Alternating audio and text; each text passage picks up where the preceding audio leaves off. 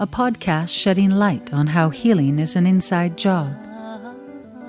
Keys to your inner power and total transformation. Discussing wholeness, wellness, and the effects of the mind on the physical and energetic parts of our being. Sacred knowledge that inspires us to look within, to find our own unique path. Release and rewire to become what you truly are, strong, whole, and empowered.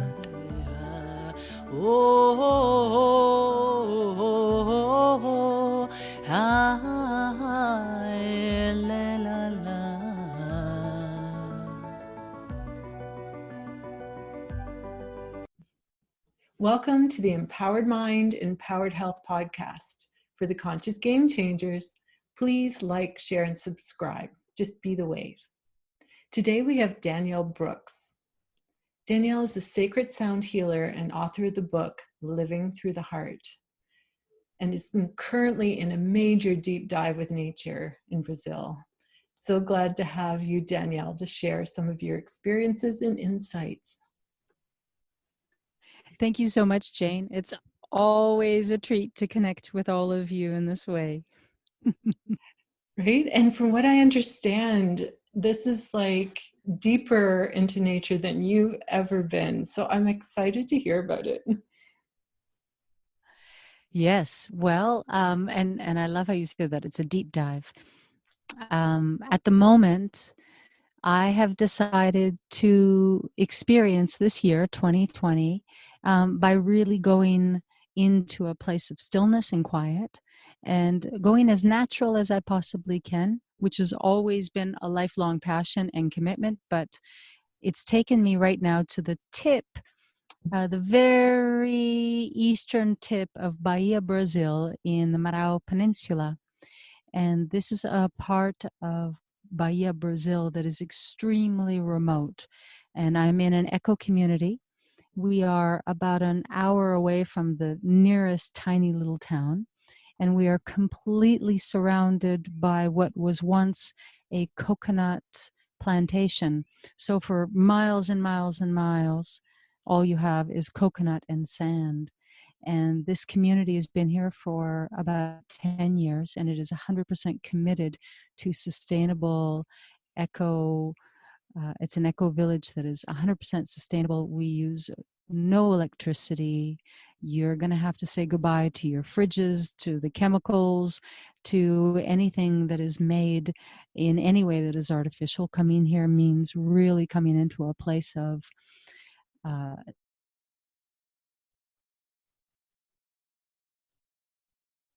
oh, just checking to see if you're still there, Jane. Are you still with me? Yep, I'm just back. So you were describing your community and how no sunscreen, no bugs spray. Oh, wait a minute. No, yes, that's right. No bug spray. There are bugs. I must assure you that I am coexisting and living in a thriving bug community. Yeah, we're very close to the equator. It's extremely hot and humid. We're on an estuary where there's an incredible, huge freshwater river, which connects to a massive forest and mangrove area. And this comes right down into the ocean where we are. So we are literally on a mangrove and freshwater river that meets the ocean. And it's virgin beach for miles in both directions. It's an estuary where a lot of sea turtles come to hatch. And we have, I don't know all of the turtles that we've got, but so far to date, I've been able to see loggerhead turtles hatching, hawksbill turtles hatching, and green turtles. So this has been absolutely exciting. And what else can I tell you about this little community? We are very much a global collective. There are people from all over the world that have decided to come here and to brave the bugs and let go of more of a chemical, artificial way of living and really strip back into the simple way of being. and spend their corona time here. So that's been fantastic. It's being able to meet people from all over the world, children that are speaking 3 or 4 languages before they're 8 or 9, that are running around without a mask, that are running wild and free, and with other people that are committed to sustainable lifestyles, creating natural products, and learning how to live in small communities within their means, with nature, coexisting, and not just coexisting, but really understanding that we are nature. And so that requires a real stripping back of what we consider to be necessities, and also opening up to exploring all of the education and the learning opportunities that living in a tropical jungle requires.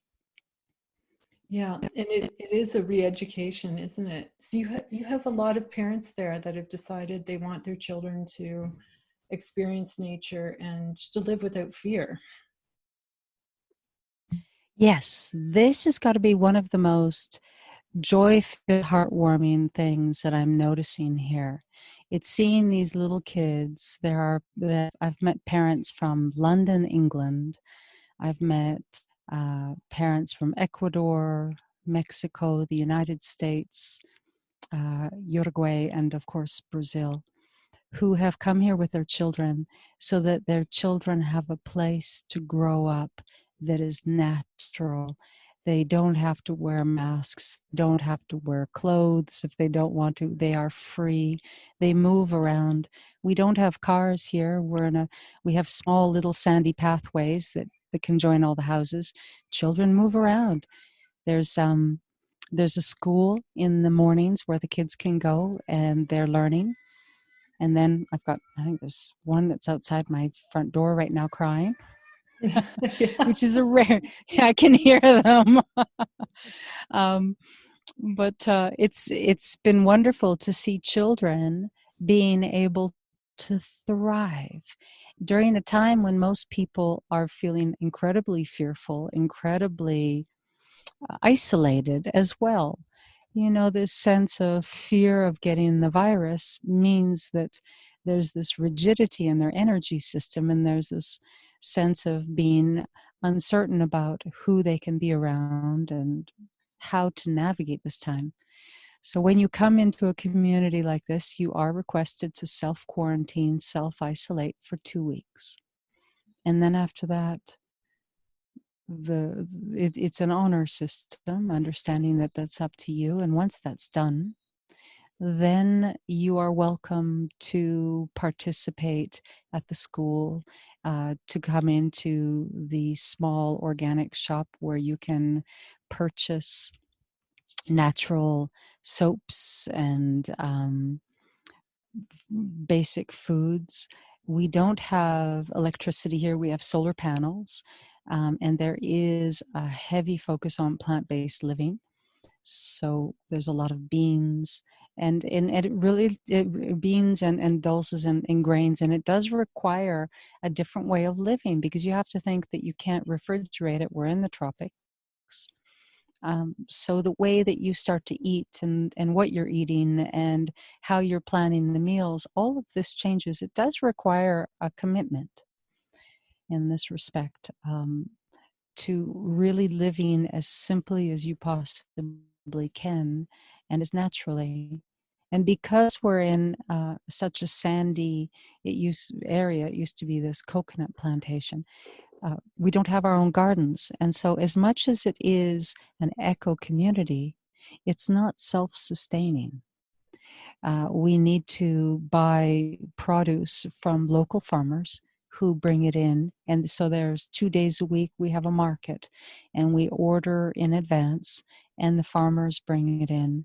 So in this way, this also is a really interesting learning for me, because we're not fully self-sustaining. And in some ways, I really like that. because we need one another, Jane. We really do. Mm. The people, the farmers around here are really struggling financially, due to all of the shifts that we've been going on, that's been going on this year. Um, so it's important for them to be able to generate an income and to provide produce to the people that are here. And everything is recycled, and there are people that come in and collect recyclings. We're very stringent on that. There are 5 forms of recycling that are done. Houses are made with recycled bricks. Everything is used again. So there's this sense of not being an insulated community as much as coexisting within the community and with the larger community of the towns that are about an hour away from us. So this also has been an eye-opener. Because whether people want to live this way or don't want to live this way, it doesn't matter, but we need to be able to learn how to coexist, not just with our natural environment, but with all of the different communities of people around us, right? Yeah, absolutely. It sounds like it's like a small example of what we need to move toward. I really believe, and I've been seeking these out for some time, and that's actually how you and I met, some years ago, because we were committed to this vision, and we met through New Earth, and the organized out these forms of small communities and support, and how this can work. And the one thing about this one that I'm really enjoying is currency has shifted. So we don't people bring in cash, money, which they change to the local, to the currency that is only in this community, and they call it inkiri. So we have inkiri, and you get a bank account, and we use blockchain, crypto payment system. And so say reais is the currency of Brazil. So maybe I'll put 500 reais into my account. That will give me 500 inquiries. So the inquiries can then be spent with anyone here who is selling a service. So you're not using currency, the national currency. You're using the communal currency. And that currency can be used for anything, be it a course you want to take, a yoga class. It can be used for the person who takes you kayaking through the mangroves. It can be used in the apothecary to buy soaps, detergents, natural bug sprays. You can use it to buy coffee. You use it for anything. But it is the currency that's used here, and it generates also its own sense of community. Wow, wonderful. And Danielle, you were talking about sea turtles. What's your experience there? That's been one of the most beautiful blessings here, is how up close and personal we can get with all of natural life. Now, of course, that you might not be a fan of finding the the bats in your bathroom or the spiders in your bedroom, but that's just part and parcel for being here. There's animals. This is their place.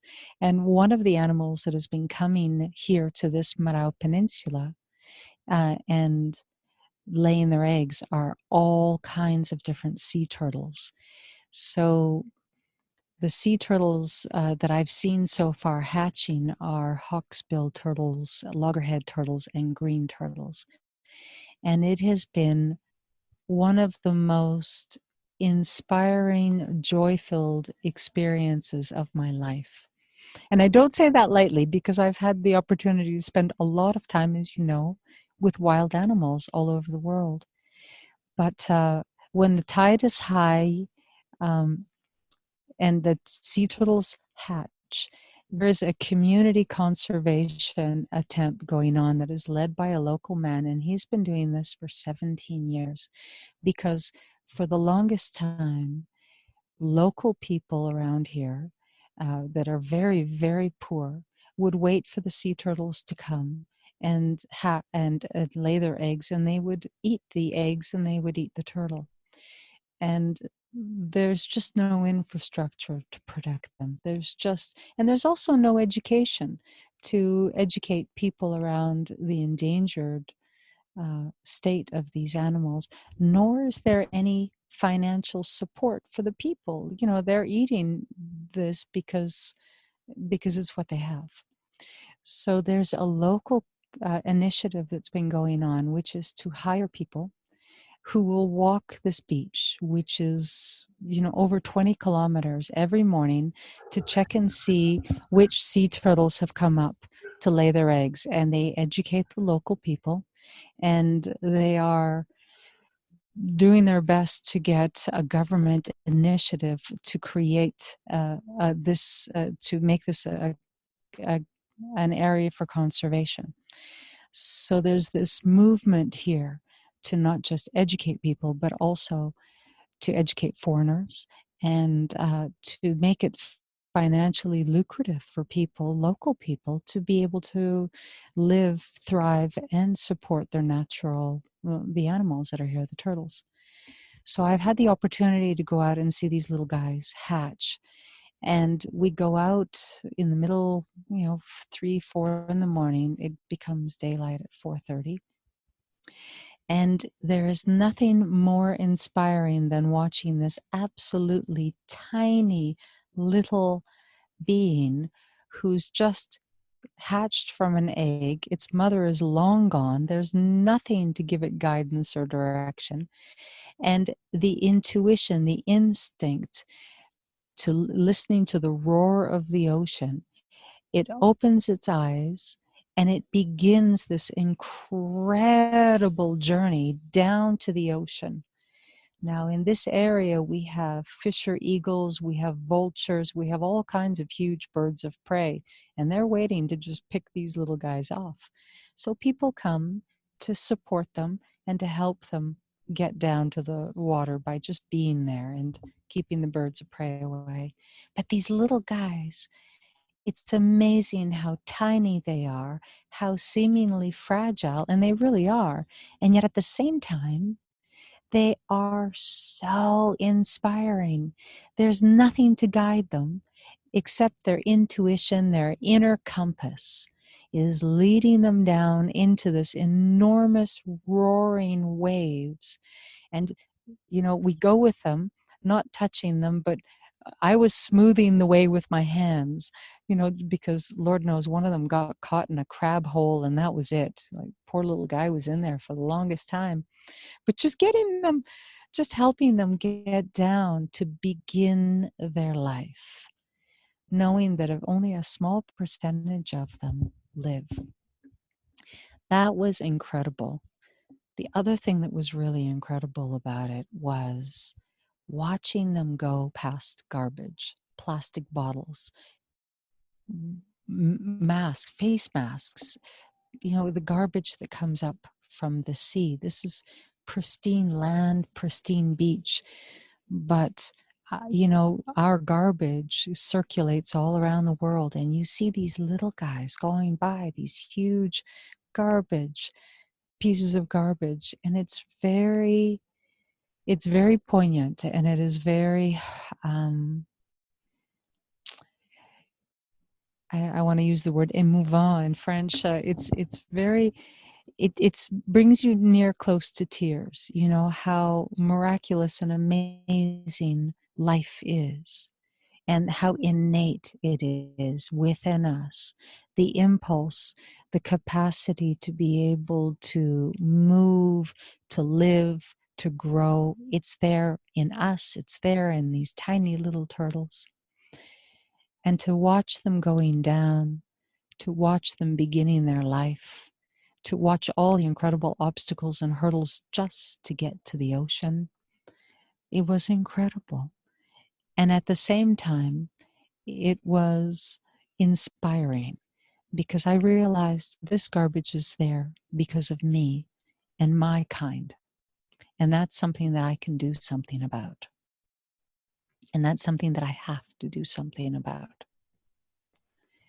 Yeah. And it also, that's what it really left myself and all the other people there going, this is ours. This is our responsibility. It's not pointing the finger at anyone else. This is our responsibility. Yeah. And the change starts within each of us, doesn't it? Like truly caring about this planet. Absolutely. And so it's made me do a lot of thinking about how can I wake up, because we're not aware of the repercussions, the ramifications of our choices. It's so second nature for us to have plastic, recycled produce, or even in Canada, my parents are getting this great home food delivery system, which they're loving, but it's all in plastic containers. My parents will recycle them, but still, it's the mass production of it. And we don't see the tail end of that.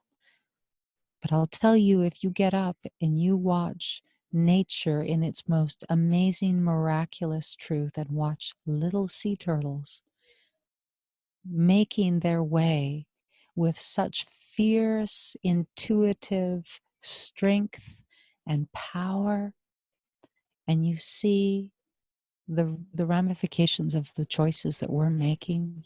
I see a face mask, I saw a bottle, plastic bottle, and I'm thinking, okay, I need to change the way I'm living. Yeah.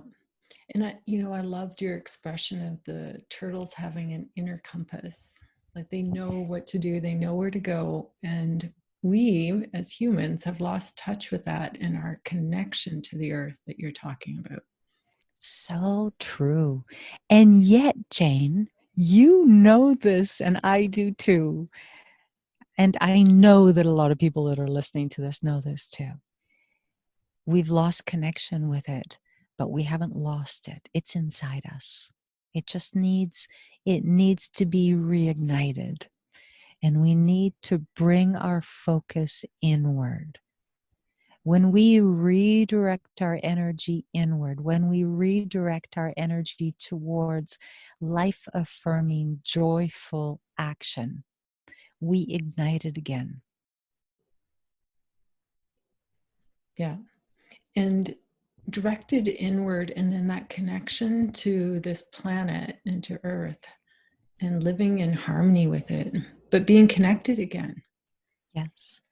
And I just want to share one little thing about this experience, going out and being with these turtles. It doesn't take very long to watch 70 turtles hatch and make their way down. But the impact of that stayed with me and is staying with me forever. And what I noticed was how good it felt to be a positive impact, how wonderful I got to feel by being a blessing, by being a positive, supportive participant in this life, and not being a destructive one.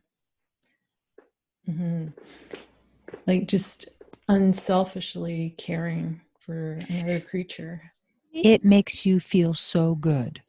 Yeah. So in whatever way a person wants to participate, whatever pulls at them, whatever excites them, I'm saying go for it, do it, because you will begin to feel better. You'll feel lighter. You'll feel more connected. You'll feel less isolated. You'll feel less lonely. You'll feel more of that web of life, and it will give you much more than you ever imagined in wellness and well-being.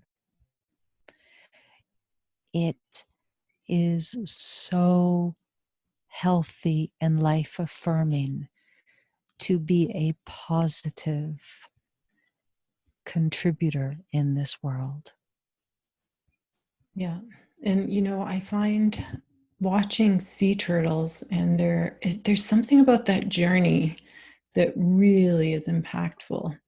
But we can do it wherever we are with whoever and whatever animals are around us, and just become closer to nature. Yeah. I think one of the main problems, our greatest dis-ease, and I use that word because it is the we are not at ease, is the education and the ignorance that we have educated ourselves into believing that we are separate, we are other, and we are above our natural world. Yes, that's the key. Yes. We think we're better than. Yes. And we don't understand the web of life and how everything is interconnected. We are not better. We are not separate. It is not us in the natural world. This is nature. We are nature. We are nature, Right? you We're part of know? it. We're it. Yes, we are. There's no separation. We are nature. And that fundamental shift will impact everything in your life, from your physical health to your emotional well-being to your mental relaxation. Yeah. It So is a move from going from the concept of what is normal to truly embracing the natural within us, within everything. exactly. That's the game changer right there. Yeah, because Danielle, you've experienced being in nature all over the world, and this sounds like a deeper dive than normal. How has it changed your consciousness, like to be so aware of this? You know, I am really fortunate because I have lived in even more remote places than this, and I was raised that way. Um, and so I feel very blessed. But I think there's something, and I love your question. The consciousness is shifting because we're at this place right now, this year, with all that is going on in this world. It seems to have become so finite. The choices that we make, we are starting now more than ever to see the immediate effect of the choices that we make. We can't hide. It is full transparency. 2020 has been a year of clarity. And so while living this way has spoken to me and I have done my utmost, it's how I self-healed from cancer, it's how I have lived my life. But it feels very much now more than ever, I am very aware of the impact of every choice I make. Every thought I make has an immediate response in my outer world. We are surrounded by a sea of fear. I can either join it and immerse myself and literally drown myself in my own fear, and it takes 2 minutes. Or I can be very, very aware of the sea of fear around me and to see the reality that most people are in, and I know that I have a choice. So every thought is a choice. Every act is a choice. Every word is a choice. And so I'm starting to realize how impactful every act that I create with is going to impact not just my world, but the world that I want for all of us, and the world that is here, that is wanting us to awaken and join. Yeah, and just reunite to this beauty. There's such an empowering, impactful truth of what you're speaking that, like, as I tune into it, you imagine every cell in your body being empowered, and there is no fear when you do that. No. I often think about, I remember way back when I had cancer, I remember hearing someone speak, and they were talking about what cancer cells do in the body. And I remember the impact of that and really sitting with it, because cancer cells um, attack, they isolate themselves, they separate themselves, and they attack their own immune system. And in some ways, I feel like I have become a cancer in this world. I have separated myself. I've isolated myself. I've thought myself different to the world around me.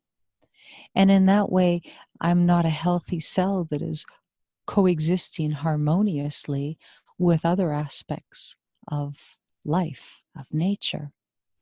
I've isolated myself. We've behaved as cancers. Yes, so true. And the opportunity of this time, and this is an incredibly pivotal time, it is incredibly challenging. And it comes with a huge opportunity. And that is the opportunity to harmonize, the opportunity to come back into a state of balance, to purify. And we know that when we are sick, the first thing that we need to do is we need to purify. And it's not just purifying the body, it's purifying the emotions, the mental, the belief system. You aren't only what you eat, you are what you think. You are what you believe. And so when we begin to purify all these aspects, we come into harmony. We come into a state of equilibrium. And the brilliancy of our innate ability, just like the innate ability in a tiny sea turtle, is that our natural state kicks in. Our immune system kicks in. Our innate direction to what is life affirming, life thriving begins to occur. And it begins to occur organically and holistically. We need to come back to ourselves and to the interconnectivity of all that we are and all life. Right? And when we do this, there's a wisdom that comes with it, a connection to the earth, to each other, and to consciousness. Yes, yes, absolutely. It is all one. It is all the same. Compartmentalizing, separating, sense that we are other, we are separate, or that we are above. All the ways that we have created the illusion that we are other. This is what we need to heal. Yeah. Danielle, this is amazing wisdom. What do you do each day now that you're so immersed in it? What nugget of the wisdom that you've gathered here can you share with people, as a final remark that they could do daily in order to achieve some of what you're doing now? Follow your joy. I'm very fortunate and blessed to have been able to follow my heart. And Yeah. that's not, and any choice that anyone's going to make it's not going to be an easy one. It's challenging. I mean, just even trying to get connected with you, working with people has become very difficult for me because my Wi-Fi, we have solar panels. Sometimes they work, sometimes they don't. So there's choices that have to be made. The first and most important choice that I would really invite people to consider is think deeply to what you need, what nourishes you, and take bite-sized pieces. You don't have to make huge leaps of faith. Take and begin to nurture yourself with what gives you joy, one step at a time. And I would highly encourage you to start each day that way. Because when we have a practice, when we make time for ourselves in the morning, it's the foundation for your day. It's the energy with which you greet a new day. And I love to make morning the most important time, because no matter what happened yesterday, and yesterday might have been a complete flop, and it doesn't matter what happened. Yesterday's done. Today's a new day. You know what I mean? It's a clean slate. Right. So I do things in 12-hour phases of, okay, it's a clean slate. And I look at this as building my foundation. So I have a practice in the morning. And I'm not going to tell you what to do, to have a practice, but I'm just saying, choose something that gives you joy. Nurture yourself in some way and make your morning count. Make it matter.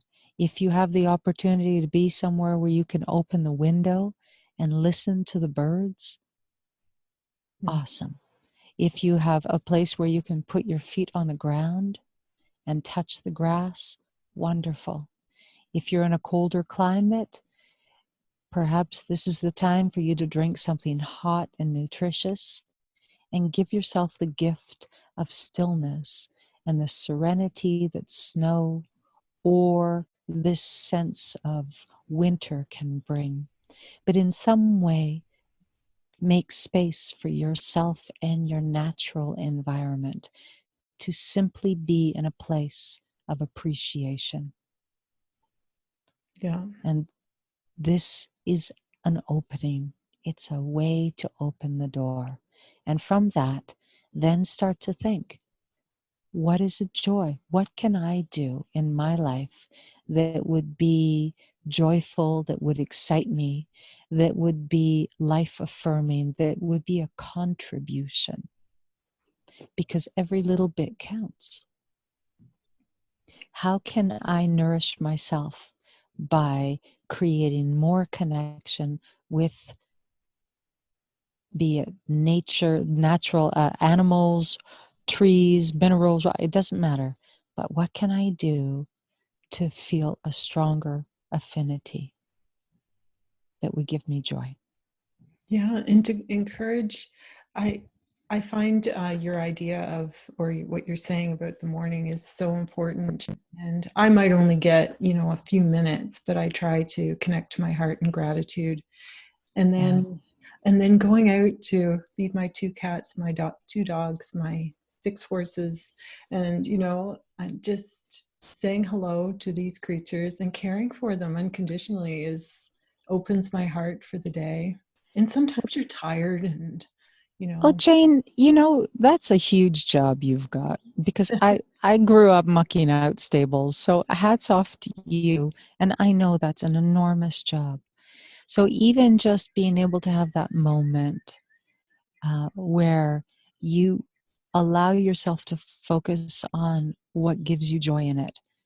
One of my favorite, I can remember my favorite part was listening to the horses eat. The quiet when everybody's been fed and you've given them all sweet feed and everybody's happy, and it's just like, this is good. Yeah, a horse eating, there's something about, they are so in the moment and enjoying it so completely that it is really soothing. And I know that when you were in Brazil too, you've spent your mornings feeding the monkeys. Yes, in the last place that I was living, I had a lot of monkeys, and I lived in a valley, and we had two fires that came through, and it was terrifying. They came within 50 feet of my house. And that's, of course, ignorance of somebody who lit a match during dry season.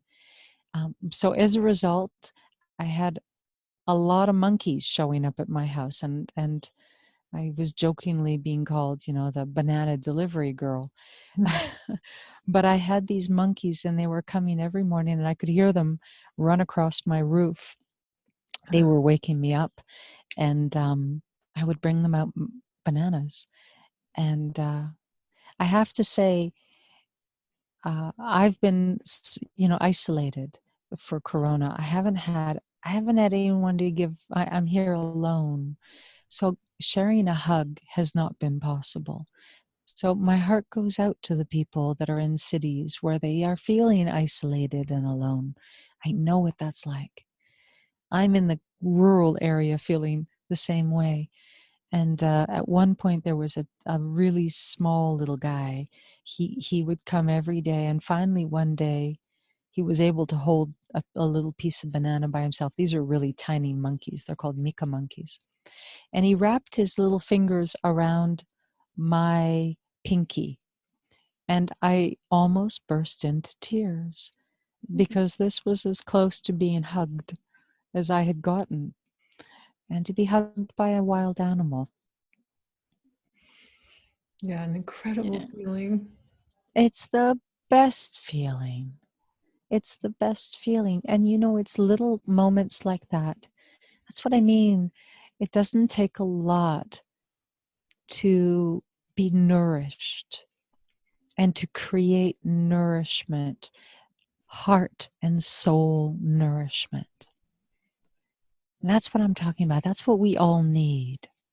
We all need to be creating and living in a way that nourishes and supports us. And we find that when we are nourishing and supporting ourselves in this way, we, in understanding that we are nature, we're nourishing and supporting all the life around us.